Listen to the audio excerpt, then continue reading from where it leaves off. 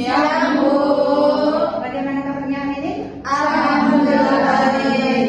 Nah, sebelum kita mulai pembelajaran hari ini, Ibu absen terlebih dahulu. Ya, Bu. Cindy, Hadir, Bu. Dela, Hadir, Bu.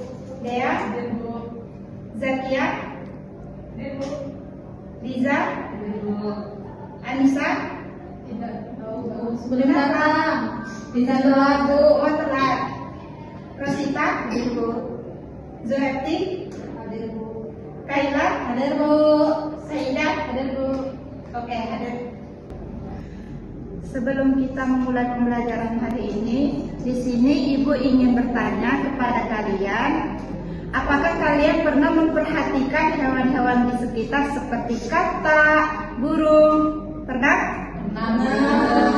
Nah, apakah kalian mengetahui bagaimana jaringan yang ada di dalam tubuh hewan tersebut? Tidak tahu. Tidak tahu. Jadi kita hari ini akan membahas mengenai jaringan hewan. Di sini kalian sudah tahu mengenai jaringan hewan itu apa? Belum. Jaringan hewan itu merupakan sekumpulan sel dengan bentuk dan fungsi yang bekerja sama di dalam tubuh hewan. Jaringan hewan ini juga memiliki bagian seperti jaringan tumbuhan. Nah, jaringan hewan ini bisa disebut sebagai jaringan epitos. Epitos ini merupakan jenis macam-macam yang ada di dalam tubuh hewan.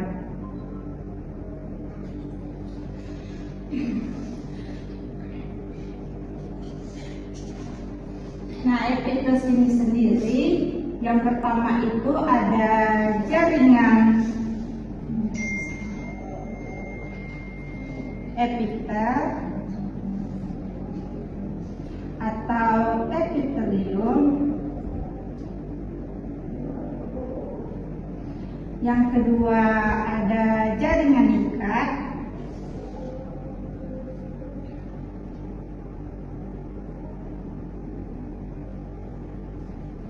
Yang ketiga ada jaringan otot. Dan yang keempat ada jaringan saraf.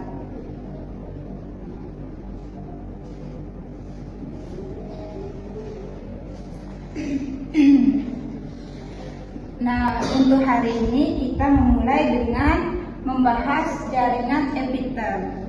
Nah, sebelum kita memahami bagaimana macam-macam yang ada di dalam jaringan epitel, kita terlebih dahulu mengetahui sifat apa saja yang terdapat di dalam jaringan epitel.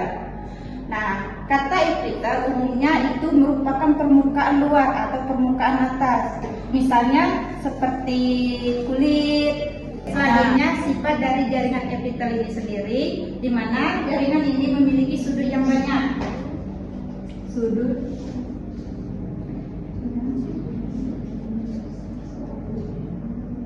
karena dia itu bersifat pelapis, jadi epitel ini tidak memiliki pembuluh, yang artinya tidak memiliki pembuluh darah atau pembuluh limfa.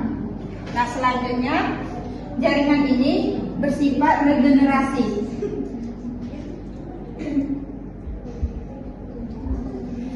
atau memiliki daya regenerasi tinggi.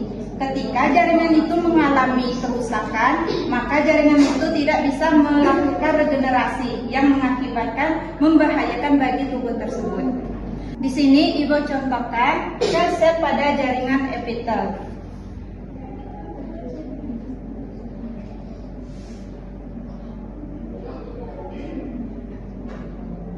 Nah, di sini merupakan bagian paling atas atau disebut apikal. Nah, di sini merupakan bagian tepi atau disebut sebagai lateral. Dan di bagian sini disebut sebagai basilis. Nah, di bagian bawahnya ini terdapat lapisan yang disebut sebagai lamina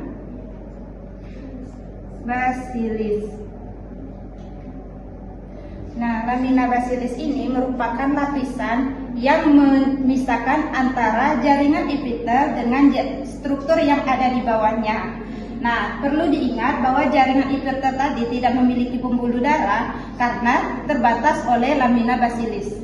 Batas ini bisa dipahami? Bisa.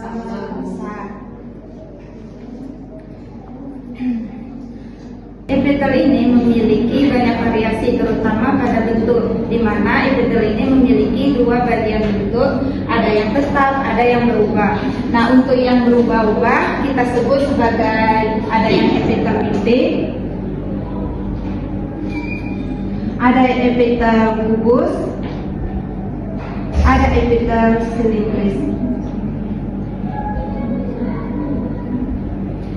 Di mana dari tiga macam epitel ini masing-masing memiliki satu lapis dan memiliki banyak lapis. Selanjutnya untuk contoh epitel bentuknya tetap bisa dicontohkan pada epitel transisional. Nah, kita juga bisa menemukan epitel khusus, yaitu kita contohkan pada epitel kelenjar.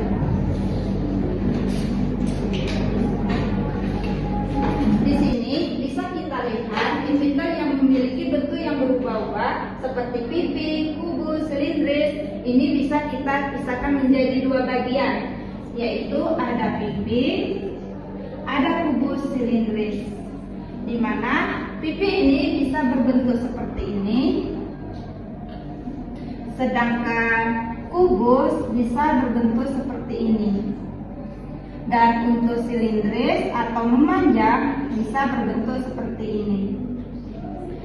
Nah, bisa kalian lihat antara pipi dan kubus silindris, di mana kubus dan silindris memiliki volume yang luas, sehingga memungkinkan mereka berfungsi untuk mentransferkan zat, karena mereka mampu menyalurkan sesuatu dan menyerap sesuatu, dan mereka juga bisa melakukan sekresi dan bisa melakukan absorpsi. Sedangkan pipi biasanya itu berfokus pada pelapis, sehingga pipi ini berfungsi sebagai proteksi atau sebagai perlindungan. Ada yang jaringannya itu memiliki satu lapis dan memiliki banyak lapis. Nah, apa hubungan antara ada yang satu lapis dan ada yang banyak lapis? Di mana yang satu lapis itu terletak pada bagian dalam atau bagian organ seperti usus, sedangkan yang banyak lapis terletak pada bagian luar seperti telapak tangan, rongga mulut, dan kulit. Selanjutnya kita membahas macam-macam bentuk yang ada di epitel secara lebih dalam, di mana macam-macam bentuk jaringan epitel ini ada yang pipi, ada yang kubus, ada yang silindris,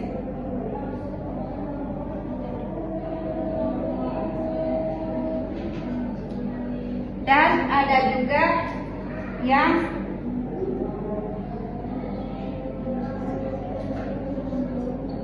transisional.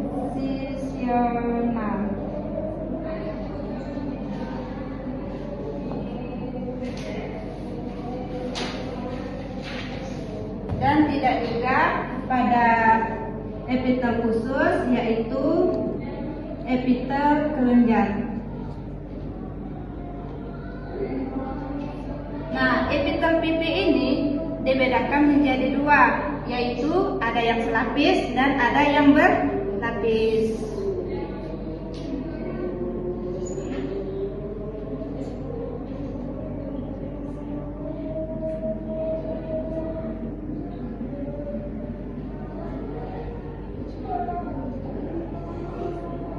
Nah, pipi selapis ini bisa ditemukan pada endotel. Ada yang tahu apa itu endotel? Tidak. Nah, endotel itu merupakan bagian jaringan epitel yang terletak di dalam pembuluh darah. Selain di endotel, ditemukan pada pleura dan perikardium. Selanjutnya, untuk pipi berlapis, di mana pipi berlapis ini terletak di bagian luar, maka bisa ditemukan pada telapak tangan, kulit.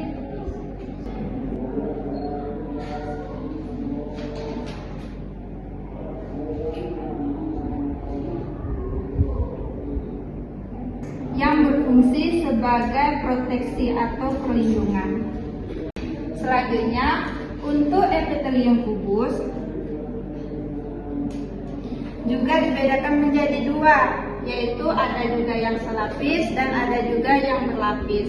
Di mana pada epitelium selapis terdapat pada ginjal.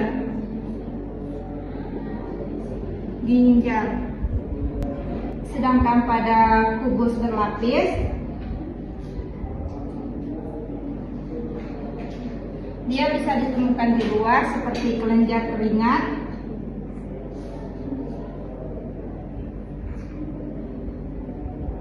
dan kelenjar minyak. Selanjutnya, setelah pipi, kubus, selanjutnya ada epitel silindris.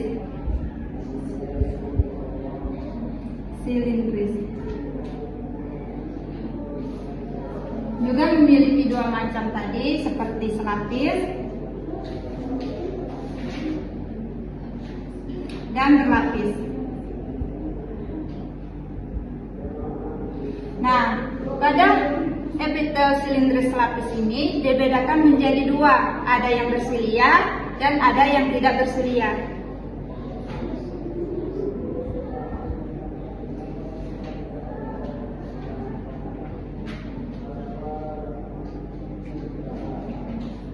Nah, silia itu sendiri merupakan rambut halus yang terdapat pada sel tersebut. Nah, contohnya pada bronkus atau alat pernapasan. Dan yang untuk tidak berselia, contohnya pada usus dan lambung. Untuk epitel silindris berlapis dapat ditemukan pada uretra, faring. Nah, dia ini berfungsi sebagai proteksi dan sekresi. Selanjutnya ada epitelium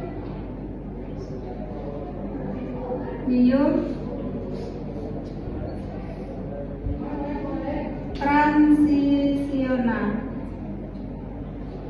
Nah, epitelium ini terdapat pada organ yang memiliki peradangan.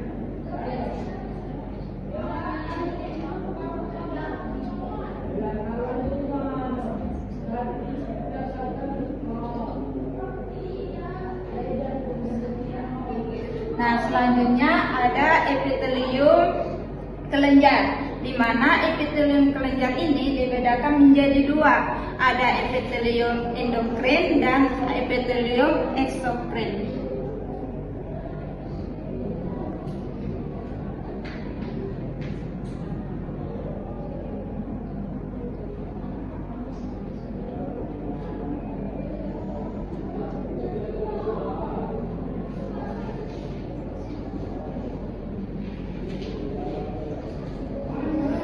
Nah, pada epitelium eksokrin itu di mana hasil dari sekresinya itu langsung disalurkan ke dalam tubuh, artinya mereka memiliki saluran. Sedangkan pada endokrin dia itu disalurkan ke dalam pembuluh darah. Yang dihasilkan dari endokrin itu yaitu hormon. Sampai di sini bisa dipahami macam-macam dari kelenjar epitelium? Bisa. Sebelum kita menutup pembelajaran ini, Ibu ingin membagi tugas kelompok, di mana Ibu membagi 3 kelompok. Pada kelompok 1 ada Ella, Dea, Zatria. Kelompok 2 ada Anissa, Cindy, dan Zoheti. Dan kelompok 3 ada Liza, Kayla, dan Rosita.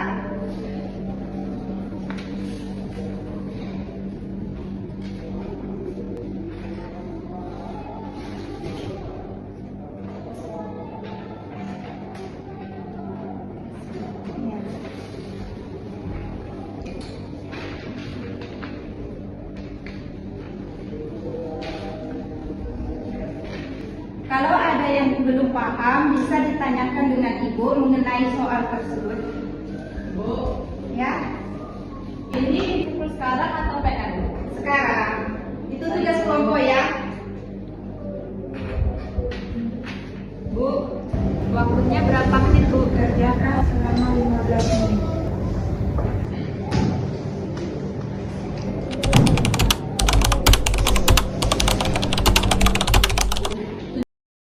Ya,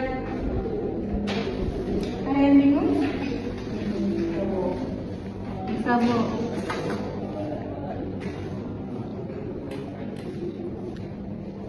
Kenapa Dea?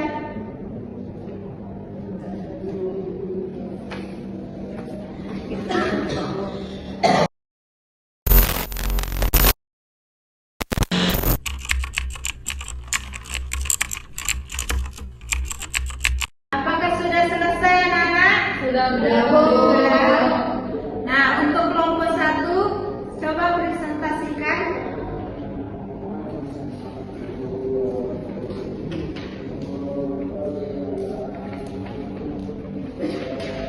Baiklah, kami dari kelompok 1 ingin mempresentasikan hasil diskusi kami, di mana yang pertama itu apa fungsi utama jaringan epitelium pada tubuh hewan.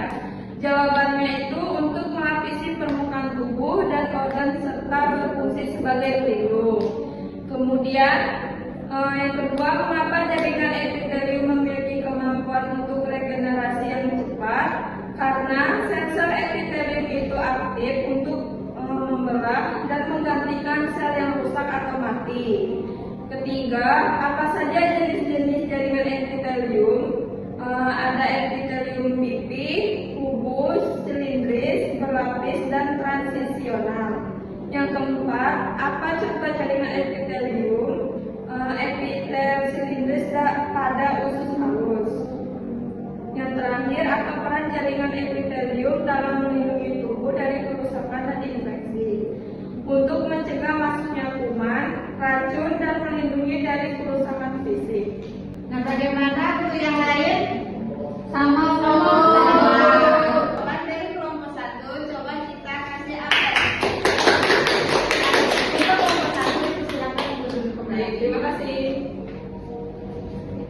Selanjutnya, kelompok 2 membacakan hasil diskusinya.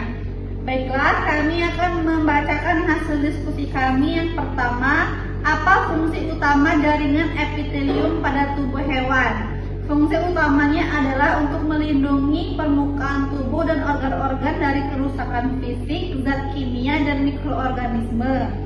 Juga sebagai penyerapan, sekresi, dan ekskresi.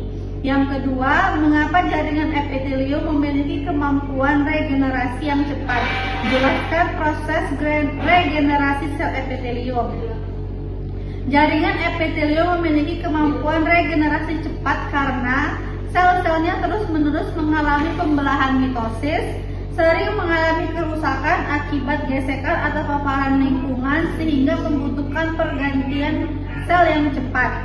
Prosesnya, sel-sel basal yang berada di lapisan dasar mengalami pembelahan mitosis, sel-sel baru yang terbentuk akan bermigrasi ke atas, dan sel-sel yang dewasa akan mengambil alih fungsi sel yang lepas atau mati.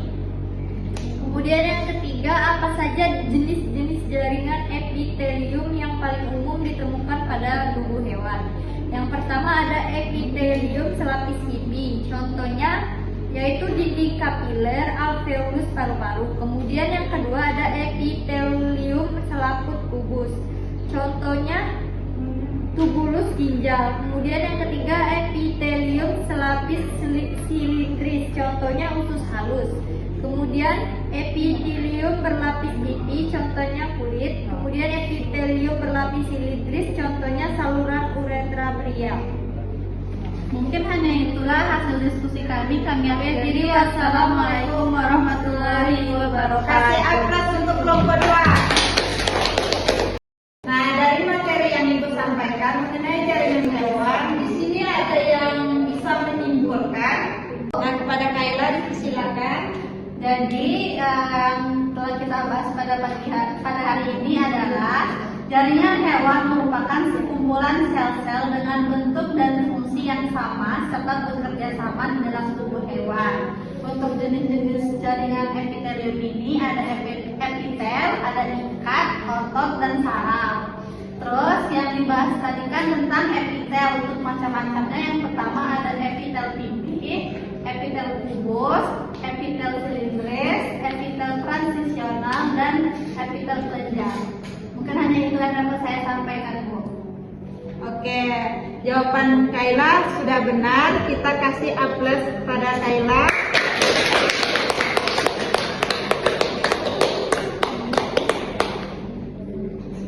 Karena waktu sudah menunjukkan jam istirahat, di sini Ibu tutup materi ini dengan mengucapkan lafaz hamdalah. Untuk minggu depan, tolong dipersiapkan materi tentang jaringan ikat, dipelajari. Oke?